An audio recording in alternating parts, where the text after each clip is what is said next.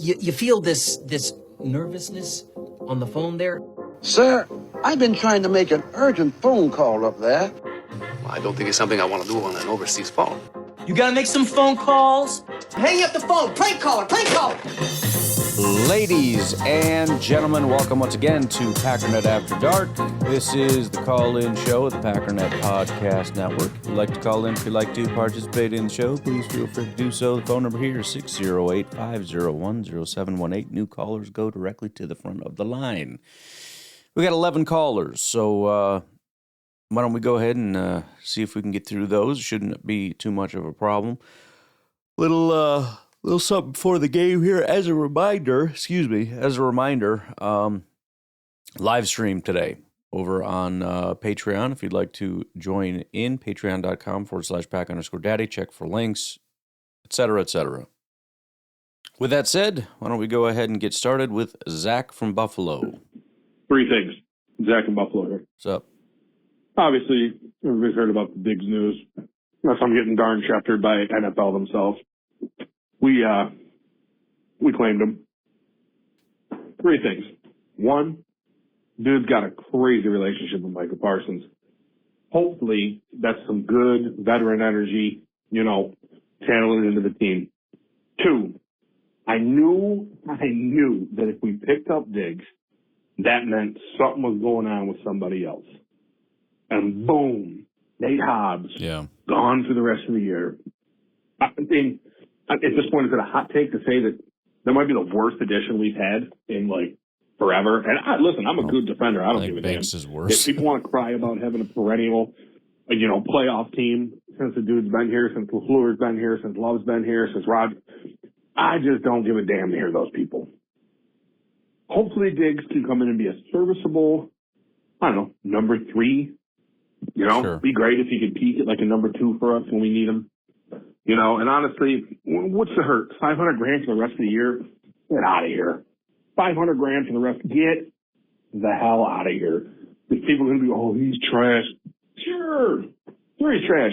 People said that about 1,000 people. I understand Clayton went through. There's the outlier of his one good season. Sure. But man, I don't know. People complain too much. And number 3, if I haven't already said 3, I'll come up with another one for you. I'm just Zane Anderson's out too, man. So many injuries to this team. I mean, we can go over it and over it and over it. That's why we make an addition like Trayvon Diggs at the end of the year. And I see so many people crying. Man, these Bears fans are just running their damn mouths. I'm never one to ever wish ill upon the players. Oh, boy. But I hope Chicago fans can reap what the fuck they sow, because they all deserve it. They all deserve it. Just like the Lions fans deserve it this year. Yeah. Who's that? Oh, perennial Super Bowl team working for you. You didn't make the playoffs, you damn bums. Oh, I'm just so sick of it. Anyways, hopefully Trayvon can be a good addition to the team. I'm excited about the concept of some, he just increased the age of our team some because he's one of the oldest players now. I don't know. I'm excited about it. I don't think the dude's going to be a world breaker, but you never know. Timely interception, who knows? Put a little bit of fire in the secondary. Don't let it go. Happy New Year, Merry Christmas. Adios.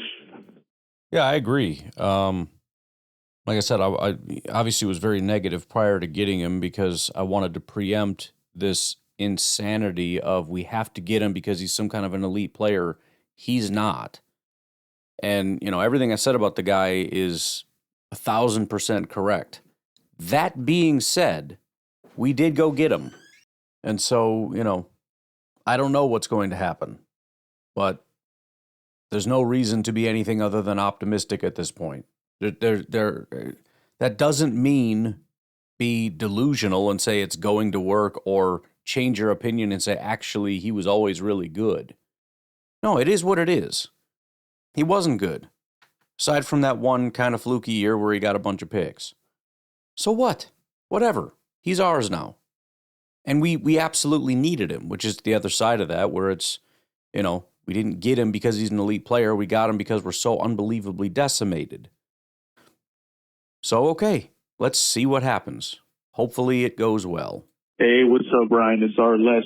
Happy New Year. What's up, dude? Happy New Year to all of the Packernet podcast crew, team, everyone. Just got done listening to today's pod. Today's January 1st. And you said something that just makes all the sense in the world. And I feel like as fans, we discredit it. But the team is sick. Seems like everybody's been having the flu or some kind of illness. And you're 100% right, man. I hate to keep bringing up the Marine thing, and I'm going to tone that down after this. But, man, I tell you, I've done some crazy stuff while I was sick, but it was not easy. And adrenaline only takes you so far, man. At some point, towards the back end, you just, you just can't keep it up. Remember, we did this one training event one time where it was like 2.5 hours of just pure punishment. I mean, it was bad. I'm talking like we're running with full gear, climbing ropes, doing, I think it was like 8 flights of stairs with like full attacks and like running up and down. Like I'm talking vomiting at the top, vomiting at the bottom, legs giving out. And I remember I did that. I was young. I was not only hungover, but I was sick. I was sick already, and then some friends convinced me to go out, so I was drinking. And I remember, man, I was doing good, like maybe the first 35, 40 minutes, but then after that, man, you just cash out. It's just too hard to keep that up. And I think that I think if we're looking for an excuse to give the Packers for this lackadaisical performance, and really out of all the losses we've had this year, that loss really, really stands out. It just seems like there was no give a F. There was just no effort. And I really think illness could be a part of that. At least that is the excuse that I'm going to give them, because as much as I don't have a lot of faith that we're going to win another game this season and postseason, I want to believe that we can. So I'm going to go ahead and apply that beautiful excuse that you offered us this morning, and I'm going to say that's what it was. Packers were sick. People had it. They were catching it. Some were getting over it, and that is why we went out there and, pissed down our league. So, yeah. All right. Happy New Year. I probably won't call again until after the game. Talk to you soon. Bye. Yeah, and I agree. It's not a bad excuse. It's not a lame excuse. It's not just some, weak, like whatever. It's not like motivation. It's not like, well, we sat last week. My coach said that we weren't going to play, and so apparently he doesn't care, and so now I don't care. Okay, that's not an acceptable excuse. It's not to say that it's not real or that it couldn't be real for some people, but if it is real for you, you suck. How about that? Illness, it's a physical thing. The energy you had, you don't have. I mean, it's kind of like how, 32-year-olds aren't as good as 26-year-olds. That's not to say 32-year-olds aren't elite athletes, because they are. But they're elite athletes up against elite-er athletes. When you're sick, there's just so much you can do. You don't have the energy that you had. So yeah, you're going to gas out. You give 110%, that's fine. But 100% of what you have is a lot less than what you would have if you weren't sick. Now, again, it's not that it's a bad excuse. It's a good excuse. I just don't know if it's true. I don't know if it's real. I don't know if that's the problem. I mean, obviously it wouldn't be the case for everybody, but not everybody played poorly. Is it at least true that some people would have played better had they not been sick? I think it's safe to assume that there are probably some people that were sick that would have played better had not been sick. Maybe it's a stupid excuse because it's such a small number of people. Maybe it's a bunch of people that weren't good anyways and wouldn't have made that big of an impact. I don't really know. But like you said, it's at least worth putting it out there as something to consider. I don't know. Who knows? Ryan, how the heck are you? This is Nico What from up, Idaho. Nico? It's, Thursday afternoon, just settling down, doing some stuff, listening to your pod where you're announcing that they picked up Trayvon Diggs. And I gotta say, You were surprisingly optimistic, right? Not that you're never optimistic. I kind of view you as a logical optimist. Thank you. Like if it's logical to be optimistic, you are, and you're very good at. You're like the Sherlock Holmes of optimism. That's a little much, but thank you. Got to have like proof, and you have to see all the things connect. Which is good, but you were almost whimsically hopeful, which I think is awesome. Maybe some of my positivity-ness, I have no idea. Maybe some of that has seeped through the lines and gone into your soul. I don't know. But, and you have a lot of positive people call. Yeah, some not so positive, but hey, you know what? Maybe you had a New Year's resolution last night. I don't know. But it's nice to hear. And you know what? You're right. You never know. You could probably have a whole podcast. And maybe you do this at the end of this one. I didn't wait to hear the end. I had to call as soon as I heard you be, a Pollyanna, so to speak. But you could probably do a whole pod on people. Well, you mentioned Devondre Campbell. You have people that are kind of and go to a new team. It's just a new setting and new hope and new attitude makes a difference. Obviously that's all they're hoping to get. I'd be surprised if that happens. But you know what? You just, why not do it? Just pull the trigger. Heck, may as well. And there you go. And if Ford creates a pass rush or creates or pass rushes and he hits any quarterback while he's throwing the ball and Trayvon Diggs intercepts it, runs on the end zone, then I will be a believer of everything happiness and good. So hey, go Pack go. I'm gonna do something weird. It's only been 2 minutes. I'm just gonna bounce. Peace out. All good, dude. Yeah, I mean, I wasn't trying to be crazy optimistic other than to just say, who knows? Again, there's two different things. It's not like I said he was bad, now I say he's good. He's been bad. That's not to say he can't be good. I mean, that's literally true of everybody. But I think it has more to do with, again, let's not misunderstand the situation. This is a player with a lot of struggles that is here because we're decimated with injury. This is not like going out and getting Xavier McKinney. This is not like going out and getting Josh Jacobs. This is not like going out and getting Micah Parsons. Those are different kinds of things. This is something else. So that's the long and short of it. All right, let's take a break here, and we'll be right back. Hey, Ryan, Dana, California.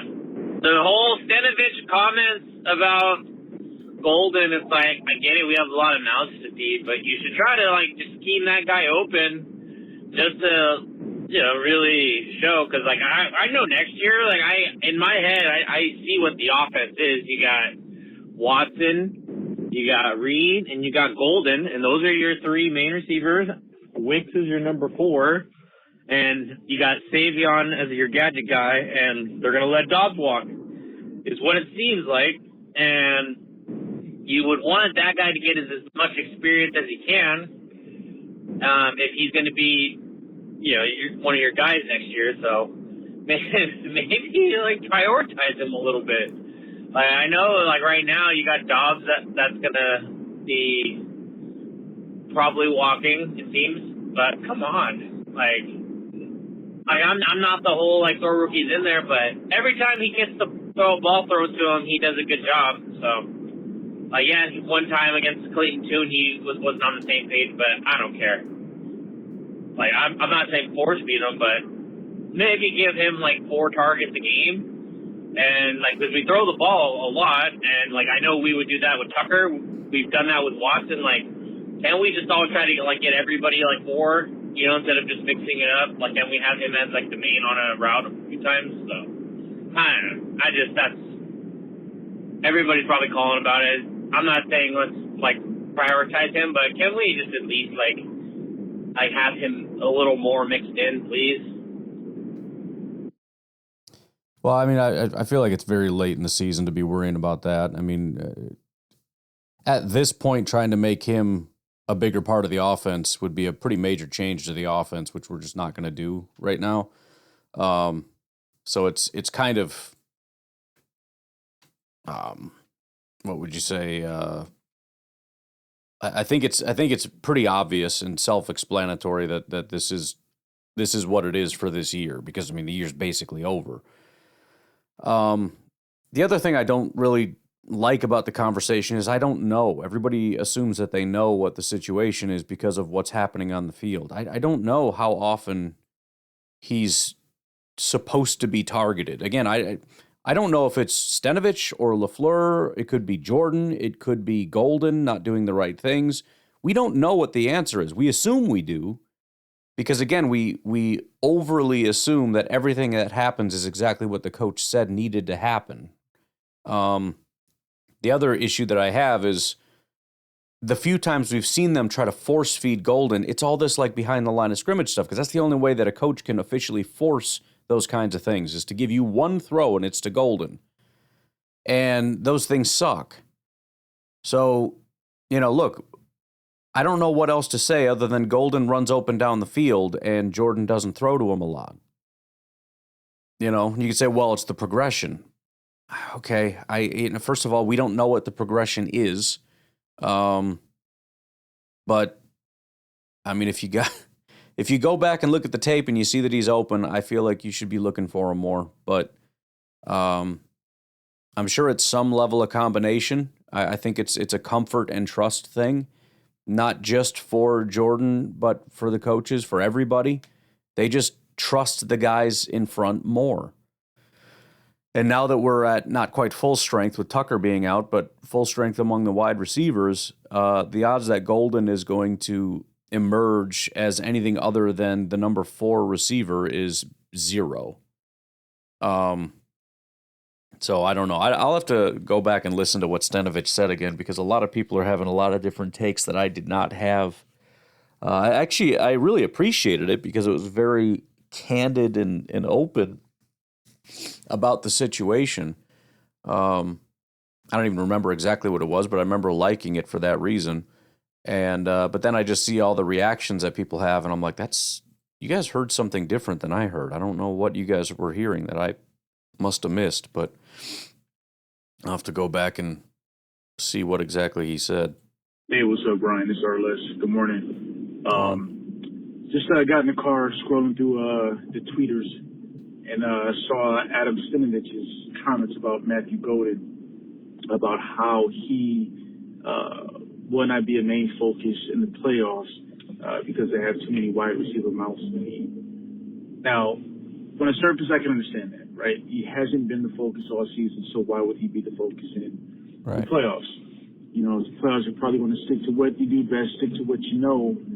And I guess I can understand that there's an argument for that, but I think those comments kind of speak to most of the Packers fans' sentiments throughout the season, when we were just feeling like, why isn't Matthew Golden playing a bigger role in the offense? Because one thing he has shown, he can get open, and he's got amazing hands.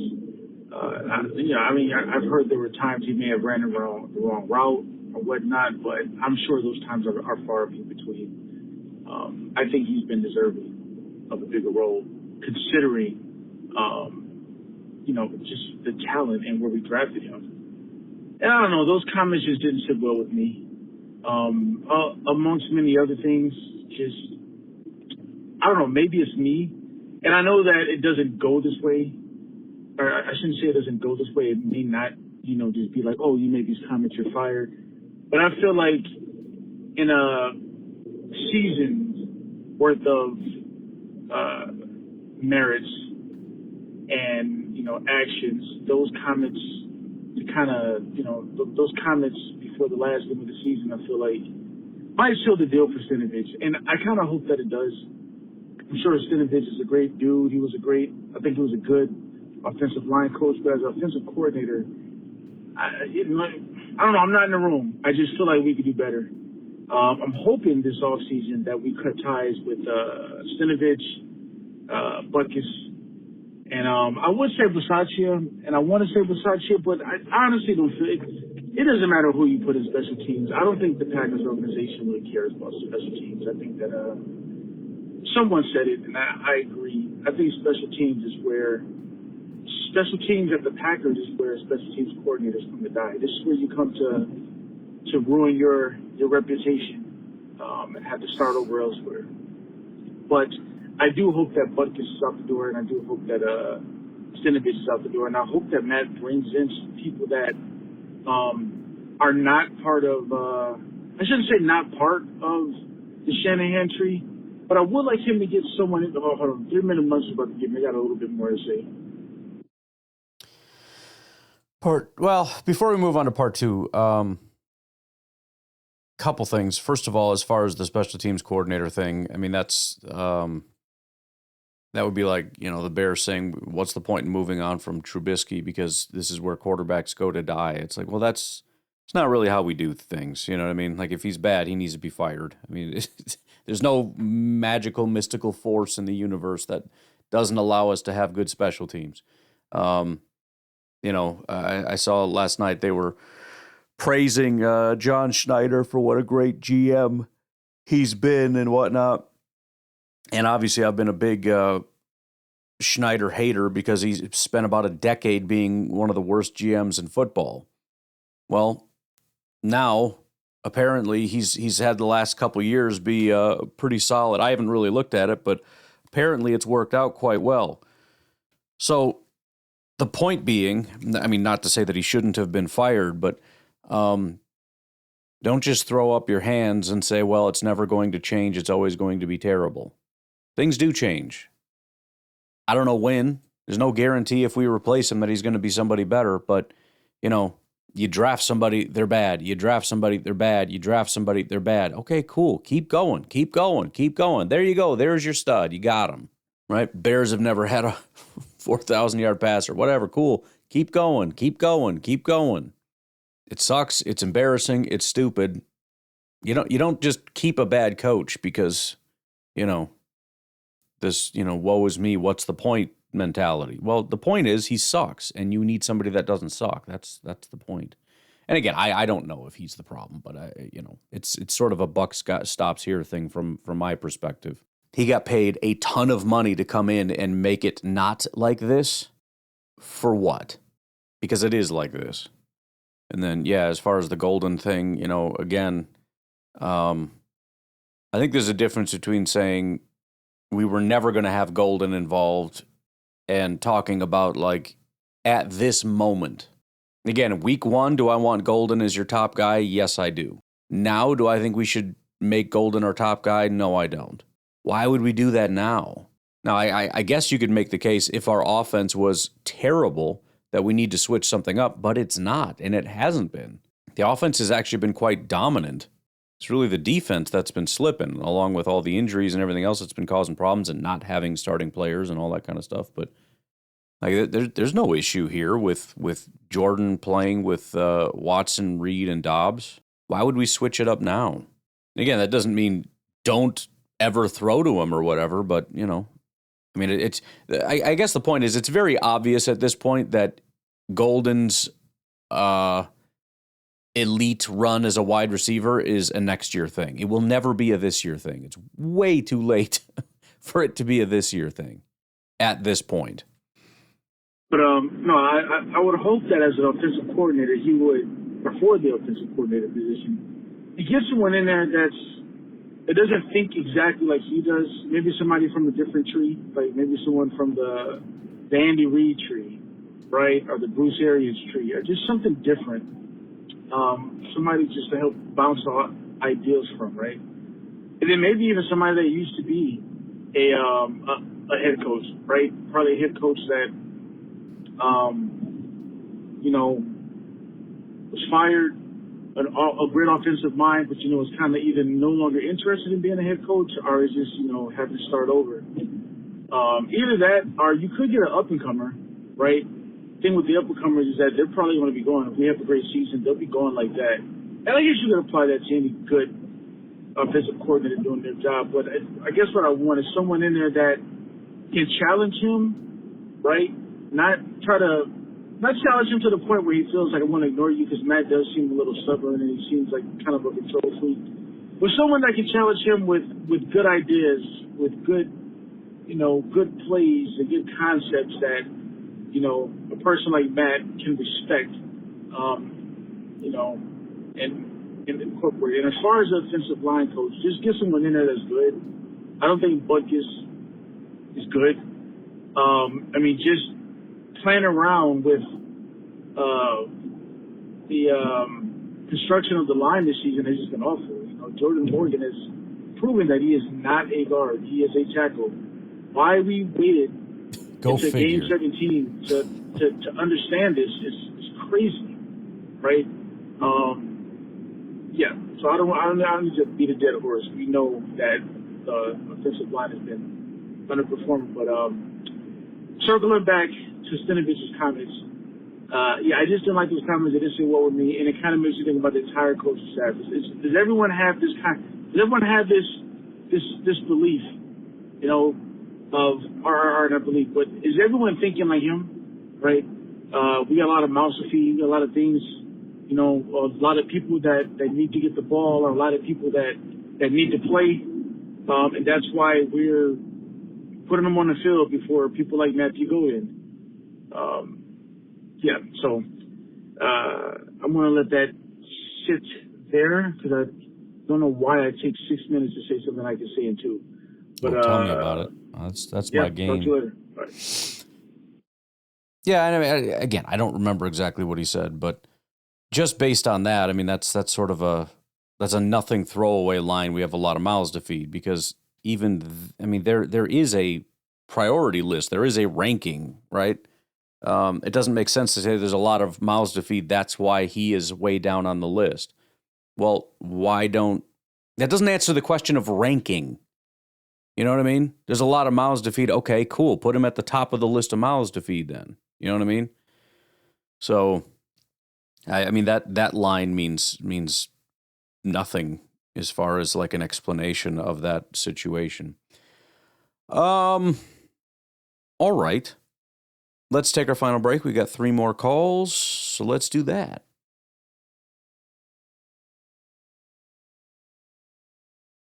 What's going on? It's Omar Firefighter. How y'all doing? I just wanted to give a special shout out. I don't know if it's going to get played because I'm calling day before the game, but I want to give a special shout out to Kyle, and rest in peace to his dad, Douglas.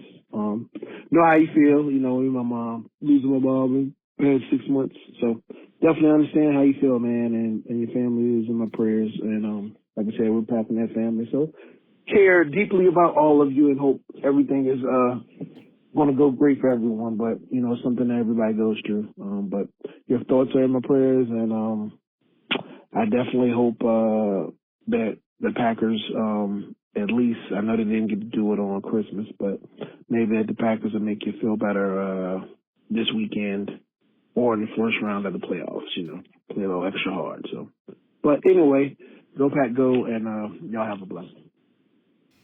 Yeah, for sure. I appreciate the call, and it is cool that people feel that they can call in and get that level of support because they can, because it's true. And obviously, we all go through stuff, and life is difficult. It's tough. It sucks sometimes, and definitely want to be able to be there for everybody. And I agree. Hopefully today we'll have everybody feeling a little better. I don't know what exactly could happen to make everybody feel better. A win would be nice. But first of all, I don't super expect it. But beyond that, it's going to be with a bunch of guys we're not going to see in the playoffs. And it's not against playoff teams. So that's kind of the point of this morning's episode was I don't know what exactly could happen today that would be impactful. But,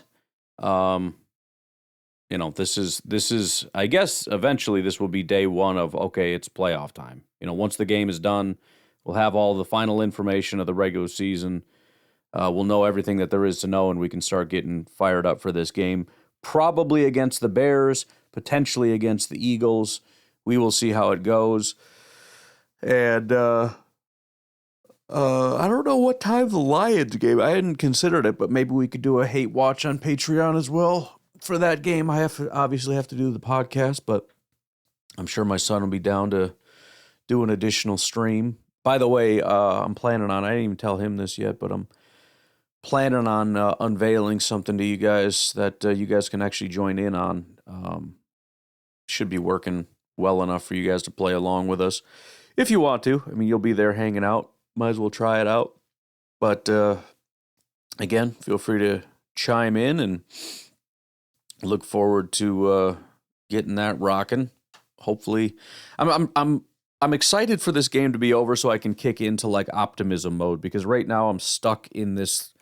It's hard to be like, yeah, we're gonna go on a run in the postseason when I'm facing down the barrel of a game that we're you know, we just popped it in neutral against the Vikings. Like, I have to wait for this horrible thing to happen, and then we can move on into that mode. You know what I mean? But whatever. Hey, Ryan. It's Chris from Green Bay. What's up? You're doing great. Thank you. So I was just listening to some of your tunes, and the preseason one came up. And that one is just awesome. I wish it wasn't just for preseason, though. Maybe you should have one for entering postseason. So Which one? I'm trying to think which one you're talking about. we're not entering postseason the way we wanted to or thought we were going to this year, but just a thought. Just a thought. Keep up the great work. Later. And go Pecco. Appreciate you. Yeah, I don't know which one you're talking about, but let me know, text me or whatever, give me some more information. I do oh, that was stupid. I do have to get back in the song game. A lot of these podcasts have been getting out so late. It's like my wife's like, you got to come upstairs, help put the kids to bed, so I don't have time to get started on doing a song. But I've been thinking about it quite a bit. I've been saving a ton of songs over on social media when I see stuff. A lot of times people will make these little highlight videos. They're a goofy little thing, but there's a fun little beat in the background. And the alarm never went off. Eesh. Hopefully my wife got up in time.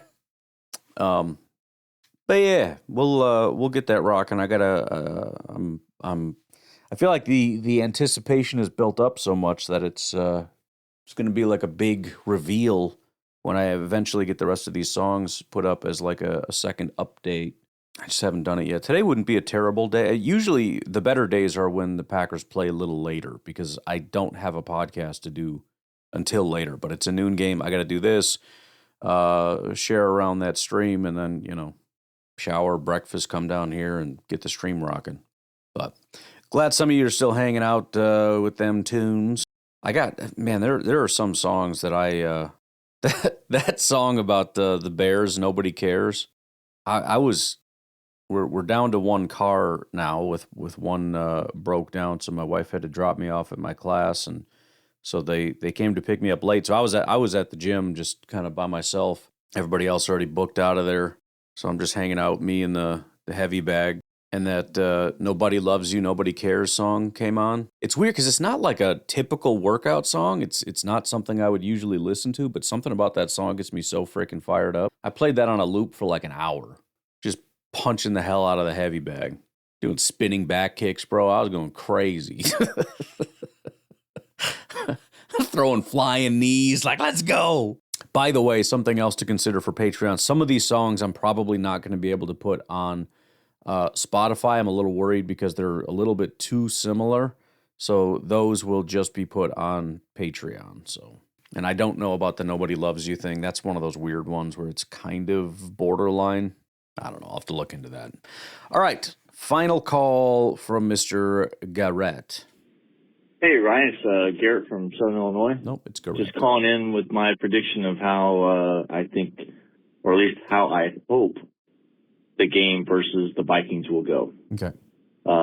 You make a very compelling argument to sit the starters, and I couldn't agree more. As hard as it is to let a game opportunity where they could win, we got to play the long game and not think about instant gratification. So but I'm willing to throw out here some scenarios that could possibly help because somebody's got to win the game, right? I mean, other than ending in a tie 0-0, which, dude, if that happens, I'm going to go out and buy a lottery ticket. Yeah. But somebody's got to win. Yeah. So why not Green Bay? Sure. So here's a scenario that I think could help them win. We have at least a really nice long possession where running backs are getting good gains and not ever getting in third and long to put Tune in a position where he has to throw to get a first down. But I really do hope that Golden gets off the zero schneid and gets his first touchdown. Heck yeah, dude. So maybe they pull some tricks out and do something silly, but at least and maybe that kind of unlocks something a little bit. Let's lean into that a little bit. Let's say not only does he get his first touchdown, but kind of like Christian Watson. Remember that dude? Nothing doing. It was feeling. I mean, it wasn't quite this long of a time, but it was feeling like maybe that's just not a thing. The Christian Watson thing. Suddenly the guy pops off and gets that big Dallas game, and suddenly Christian Watson is a really good receiver. Granted, shortly after he got hurt again or whatever, but it was sort of it happened, and all of us were like, oh, he's good at football. Okay. I think the running backs are the key to keeping the offense on the field and scoring some long possessions, getting a couple touchdowns that way, maybe. But I think the most likely scenario is that the defense wins the game. The defense wins through getting sacks and maybe fumble recoveries, or even some interceptions that get returned for a pretty good distance, and we get to see some field goals in this game. So I guess my final prediction is that defense wins with turnovers, which then gives offense a short field, and they end up winning, I think, 17-10. So here's hoping that Green Bay still manages to win playing a bunch of its backups and makes the most of the opportunities that is given to them. Yeah, I mean, it's probably our best chance, considering our deficiencies right now on offense, quarterback being the main one. And I hate to keep talking so much trash about Clayton Tune. I mean, he's a Green Bay Packer. I'm not trying to just be a jerk about it. I'm just trying to be realistic about it. But also their defense is very, very good. So, yeah, I think the path to victory pretty clearly would have to be a very strong defensive performance, similar to the Seattle and 49ers game that we watched, where it was kind of a whichever team can sort of cobble together some scores, specifically touchdowns, right? If you can score touchdowns instead of field goals, if the Packers can get a touchdown and 2 field goals, and hold them to 4 field goals or something, you know what I mean? There's an opportunity to win. It's just a question of, can the offense do it, and obviously can the defense do it. But you're right. I mean, if you get fumble recoveries, if you get picks, if you get the Diggs goes wild and gets 2 picks and one of them returns for a touchdown, now there's an opportunity here. I mean, you figure that the Vikings are 8.5 point favorites. You start the game with a pick 6, 0-0. So, yeah, man. Let's again. The goal isn't to tank here, and so I want to be clear again. I'm sure I don't need to over-explain this, but just so we're clear, I'm not saying we should lose. I'm not saying I want to lose. I'm not saying we need to lose. I'm saying the priority needs to be protecting ourselves for the postseason. Once you've done that to the best of your ability and you trot out whatever you have left, now the priority is to go find a way to win, right? Protect yourself first, then win. I don't expect to win with a protect yourself first mentality, which is why it sounds like I'm saying go lose, but I'm not. I'm saying protect yourself first and then go win to the best of your ability. And if you happen to do that, by the way, that would be freaking awesome. And the other benefit is we're in a very rare position, which we usually are not, which is that there's nothing for us to lose.